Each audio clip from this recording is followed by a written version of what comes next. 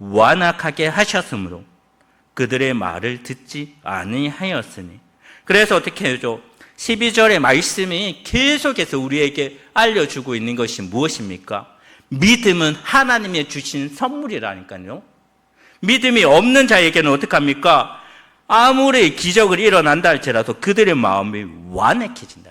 우리 27일 날 모이는데 어떡합니까? 그 모인다 할지라도 그곳에서 하나님의 영광이 없고 하나님의 말씀이 없고 하나님의 능력이 없으니까 어떡합니까? 정치인의 마음이 완악해지고 대통령의 마음이 완악해지고 국민의 마음이 완악해진다니까요. 모임이 중요한 것이 아니라 그 속에 하나님의 말씀이 있으면 완악한 마음이 녹아서 은혜의 마음으로, 완악한 마음이 녹아서 회개의 마음으로, 하나님의 말씀이 있으면 완악한 마음이 녹아서 어떡합니까? 축복의 시간이 되지 않습니까? 하나님과 함께 하느냐, 함께 하지 않느냐의 문제지 얼마나 모이느냐의 문제는 아니라는 것입니다. 하나님과 함께 하는 자가 복된 자며 하나님의 말씀이 들리는 자, 하나님의 말씀을 듣고 순종하는 자가 복된 자지 얼마나 모이고 얼마나 큰 교회고 그거는 아무런 의미가 없다는 거죠.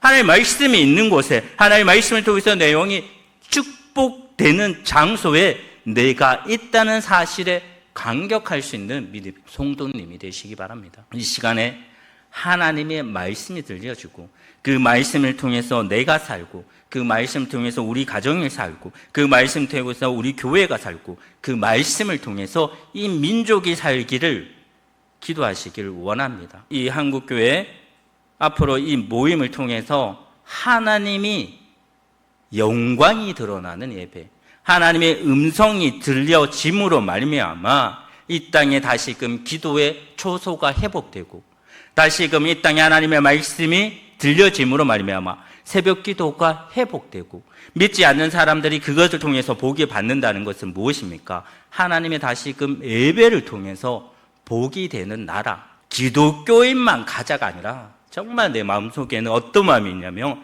믿지 않는 사람 한 명씩 데리고 가자. 믿는 사람도 데리고 가지만 믿지 않는 친구, 믿지 않는 가족, 믿지 않는 사람들도 한 명씩 데리고 가자. 그래서 그 집회를 통해서 하나님의 영광이 드러나게 하고 그 집회를 통해서 회개가 드러나게 하고 그 집회를 통해서 잃어버린 영혼들이 하나님께서 돌아오는 놀라운 기적의 역사가 일어나게 하자. 100만 명이 모이자. 믿는 사람만 모이는 것이 아니라 믿지 않는 사람 200만이 모여서 하나가 되고 나라가 회복되며 그들 통해서 어떡합니까? 이 땅의 소금의 역할, 이 땅의 믿음의 역할, 이 땅에 하나님의 말씀을 선포함으로 말미암아 하나님 나라가 이루어지는 역할이 일어나야지 하나님의 부흥이 다시금 이 땅에 일어남으로 말미암아 동생애가 힘이 사라지고 하나님의 부흥이 일어남으로 말미암아 다시금 악한 것들이 다 무너지고 하나님의 교회가 세워지고 하나님의 말씀이 세워지고 하나님의 영광이 드러날 수 있도록 우리는 부흥을 위해서 전도를 위해서 하나님의 말씀이 들리는 것이 축복인 것을 그 말씀대로 순종하는 것이 복인 것을 이 새벽에 알아서 이 민족을 위해서 내 기도의 초소가 회복되기를 원하고 새벽 예배가 회복되기를 원하고 하나님의 관계가 회복됨으로 말미암아 이 땅의 귀한 축복이 나로 통해서 이루어지기를 축복합니다.